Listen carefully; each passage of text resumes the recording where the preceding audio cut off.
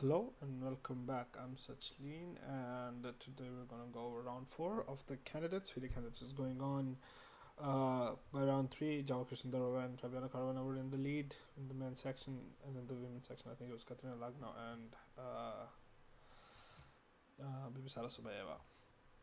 So let's start with the men's section. So Anish Giri again played a really good game with showing some incredible prep against like a very rare line that has like not been played a long time before. So hold on, let me quickly close a few things.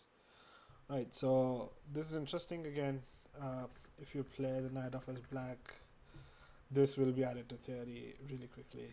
And there's this interesting idea where you give up a pawn, or you can play this very interesting knight f5, bishop e7, knight e7, king d7. This is all theory, and we can see this because he's used like 5 minutes of his time to play king to d7. So amazing stuff again. I think again amazing prep by this guy, and he went on to win a beautiful game against Andrei Yesipenko. Hikaru Nakamura and Wei Hikaru Nakamura was actually winning for Hikaru for a brief amount of time. Again, if you want to take a look at the games in depth, I would just go to Hikaru's YouTube Levy, and then there's ChessBase India, there's FIDE candidates, and there's also like FIDE Chess, but they also have the candidates interviews and stuff. So you can go take a look at that. I'm just trying to talk about more more observations and not the game again. So we see a really interesting ideas again in this one. And then between Jao Kirsandarov and Fabiano Caruana, we see incredible opening prep again from Jao Kirsandarov. So this guy has come to play, and he catches Fabi in his prep, finds this beautiful c6 knight d4 line that's like not very easy to play, and was able to like win a game against Fabi and basically take a full point lead in the tournament, which is great. He's at 3.5 on 4, and just like very on point right now. Next game was Matthias Bluem versus Pragnanda, which I expected Pragnanda to win, but it was just a quiet draw. So there was that. Anna Muzichuk Katsuna Lagno. I expected a draw there, but Anna Muzichuk found a really nice sacrifice.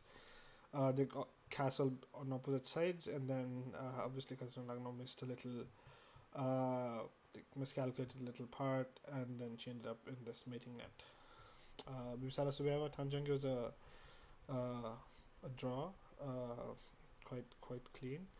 Divya Deshmukh, Jojina, Divya, I think, and this is what again the people have to say, is that apparently she mixed her prep and played the wrong move at the wrong time. Then that just led to having an inferior game throughout, and then Jojina did great to convert it, and there's that. And so Jojina one ended up winning a beautiful game with black. Vaishali Rameshwab and Alexander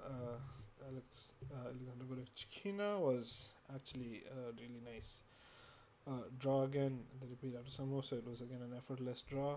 Let's quickly, I don't know if we can, let's quickly actually look at round 5 first, which is not tomorrow, which is day after. So we have some time here to go through that. Pragnanda versus Yesipenko. I'm hoping again that Pragnanda comes up with something. He recovered from a loss today, drew, so he's basically stopped the bleeding. Probably should try a push against Yesipenko on in 2 days. Then Fabiano will try to push against Matthias Bluebaum again, since he just lost to Jawakir. There's another like opportunity where he can like catch up if Jawakir loses the next game, and then there might be another again Hikaru Nakamura versus Jawakir Sundarov. That's another one which Hikaru like has come close to winning certain games like today, and then he just lost it on a little whim. But hopefully he'll get past that and try to come and play with more come and play with a little fight Anyway, that'll happen soon, hopefully. So I'm expecting Hikaru to come a little bit more prepared, but again, Javakir is very well prepared. So if Hikaru comes with some weird line and it's not powerful enough, Javakir probably will have a response, or at least will be able to pose some problems. That's one game to watch, but I think Hikaru should be able to spend, like, you have 1.5 days, you can push. Anish Giri versus VE again, and Anish Giri, since now he got a win, he's at 50% score. I feel like he will have some, like, he will have a little bit more motivation to now play a little bit more risky chess against the apparently weaker opposition. And when I say apparently weaker opposition, I'm pointing out at Yasipenko, Blue Bomb, and VE. So VE almost lost, but he was able to save today. He did lose a game against Fabiano in 19 moves yesterday.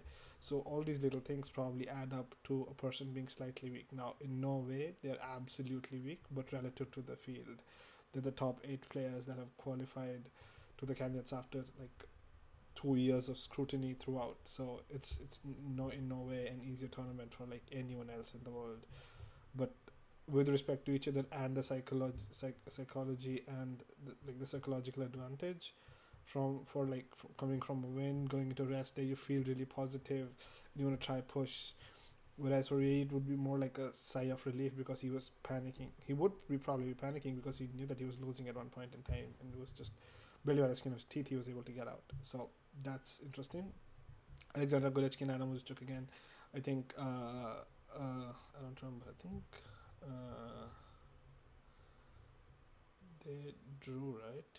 So I'm expecting a draw with from Black by Anna because Anna's again one of the leaders, along with the Bisara. So I'm assuming that she'll just try to like not like leak points when you're playing with Black. So probably a draw. Zujiner Vaishali was very interesting. Zhu won a really nice game today, so I'm again hoping that she presses. And I'm expecting a Zhu win there. Tanjongi versus David Deshmukh will be very interesting to watch again. And then here, I feel like things can go both ways, but I expect it to be a draw. And then Katrina Lagna, Bibisara Subeba again a draw because Anna and Bibisara are both leading, and both of them would be very careful to not let the lead slip. And if you're playing with Black, you're just trying to just get out of the game by playing a draw or playing for a draw until your opponent makes a mistake, and then you obviously are playing for like 2 results. But before that, you're just trying to basically say, you know what, I will try to equalize, and then I'm trying to play for a draw. I'm not trying to like play some like shaky stuff that I don't need to like. This is not desperate times right now, but it is desperate times for Andreas Yasipenko because he's lost 2 games and he's at 1 point out of 4. So Pragnandam will have chances because if Yasipenko wants to make a comeback, he will have to make hay of some of the games coming really quick, and he's playing Black after a rest day, so it'll be interesting. But I expect Pragnant to win that one. I think in this, I give White a very strong chance to win all the men's boards. Given how things have become, Javakir probably will still try to just get out with a draw. He would not like to play like against Hikaru and try not to like put too much pressure. Although he was able to beat Prananda with black pieces, so that would be interesting to see what Hikaru is able to do and come and pose problems. And that kind of marks the end of what we have taken a look at. Did I have anything else to show?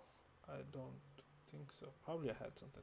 I forgot. Anyway, so that's pretty much it for today. I'll probably bring out another video if I feel like it tomorrow about what are the interesting tactics that come from this, if I can again.